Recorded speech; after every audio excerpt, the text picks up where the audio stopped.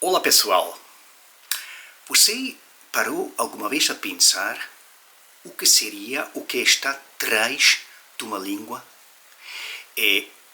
Você pensou alguma vez o impacto que teria na vida de você o fato de conhecer outra língua estrangeira? Se essa é a pergunta que você tem na cabeça, na sua mente hoje, fica comigo, porque hoje vamos fazer um roteiro sobre a língua portuguesa.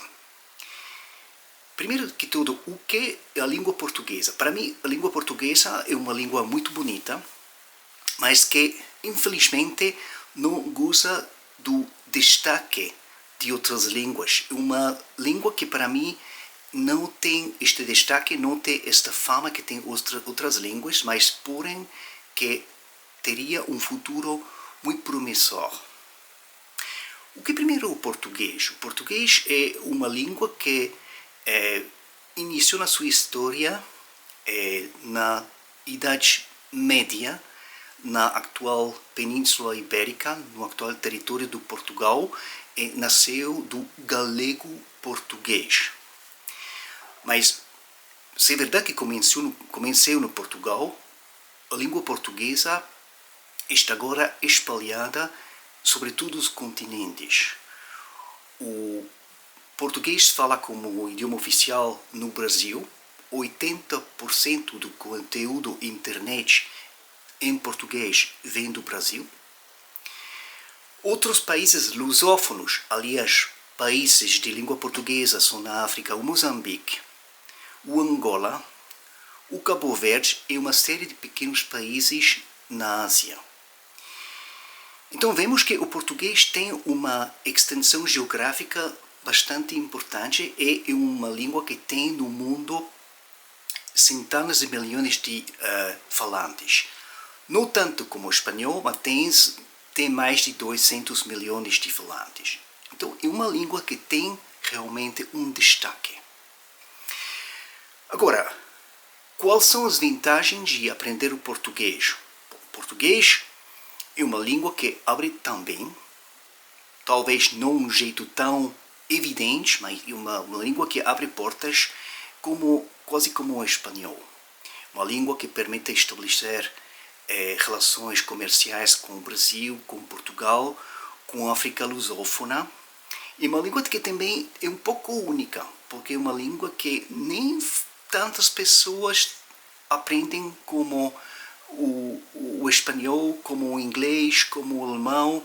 Uma língua que vem um pouco na ordem de aprendizagem como uma língua de segunda categoria.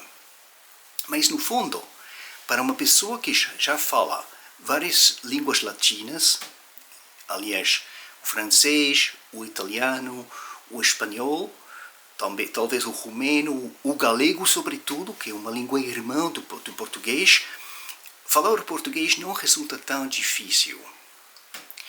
Agora, compreender o português intuitivamente não é uma coisa muito complicada. Se você já sabe o espanhol, já tem um nível de conhecimento do espanhol bastante elevado, bastante bom, você vai poder entender o português do Brasil relativamente facilmente.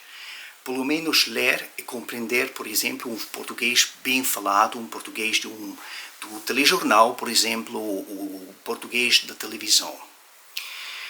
A coisa se torna um pouco mais complicada se você tem a verdadeira intenção, se você se torna intencional na sua aprendizagem do português, porque o português tem formas verbais, uma gramática, uma concordância dos tempos ainda mais complicada do que o espanhol, que não é nem uma língua tão fácil ao nível gramatical.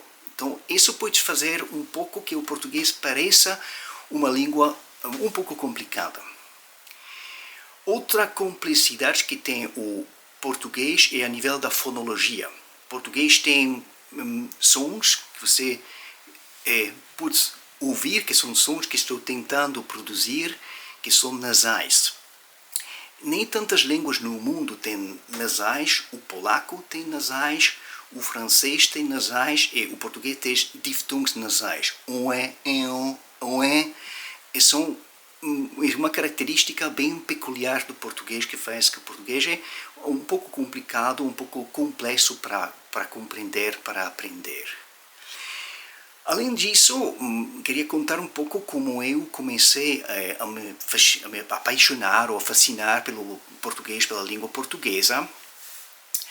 O que significa, talvez, o português para mim na minha vida pessoal? Na vida pessoal, nem é uma língua que tenho muitas ocasiões, muitas oportunidades de praticar, de falar. Só quando eu viajo num país lusófono, agora na Europa, Portugal, gosto de praticar meu português, falar com as pessoas na rua, fazer tudo o que posso em português e nem é tão difícil, é bastante intuitivo. Aprendi praticamente o português, não tanto como língua, mas me interessando pelas diferenças entre o espanhol e o português. Seria um approach, para utilizar um anglicismo, por analogia, fazendo comparações entre ambas línguas. Ambas línguas têm pontos comuns e outras coisas são bem diferentes. Tem palavras que são muito, muito diferentes, que precisa saber para não falar portunhol. Portunhol que seria uma mistura entre o espanhol e o português. Então, como começou todo? A primeira vez que escutei o português foi num contexto muito engraçado.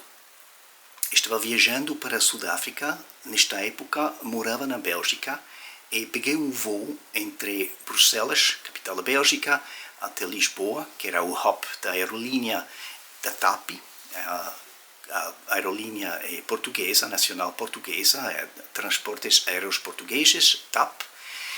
E da TAP, à noite, tinha de pegar um voo para a Sudáfrica, para Johannesburg. Era 1987, tinha nem sequer 20 anos de idade. Achei muito engraçado como o personal de bordo, a tripulação do voo da TAP falava esta língua além do inglês. Compreendia só o inglês, mas o português não compreendia. Então era um pouco complicado. Mas achei ao mesmo tempo que o som da língua era muito particular.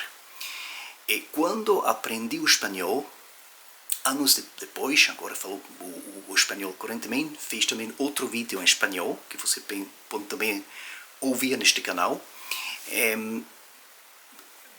me di conta que o português não era tão afastado do espanhol, mas também não é o mesmo.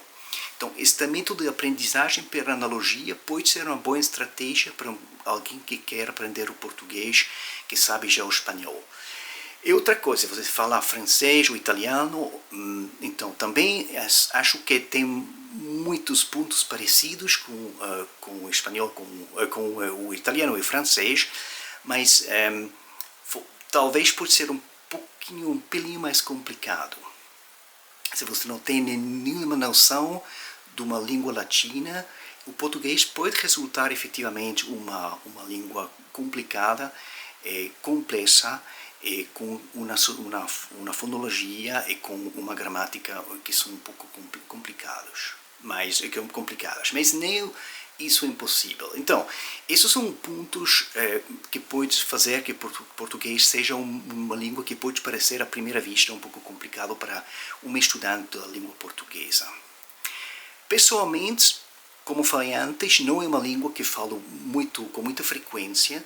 Quando viajo, a última vez que estive no Brasil faz muitos anos.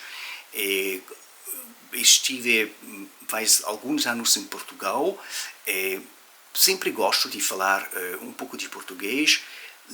O que faço aqui à distância, onde moro, é ler livros em português. Então, li vários livros de Paulo Coelho em língua original, em português, e outros livros. Tento, na minha leitura, de rotar um pouco, ter alguns livros que leio também em português, para manter a cadência da língua, para também manter um bom nível de prática. Outra coisa que faço, olhar para a televisão, a RTP. O meu dia dedicado para o português é o sábado. Então, nos sábados, tento falar português, tento praticar o português e a língua que gosto de falar aquele dia.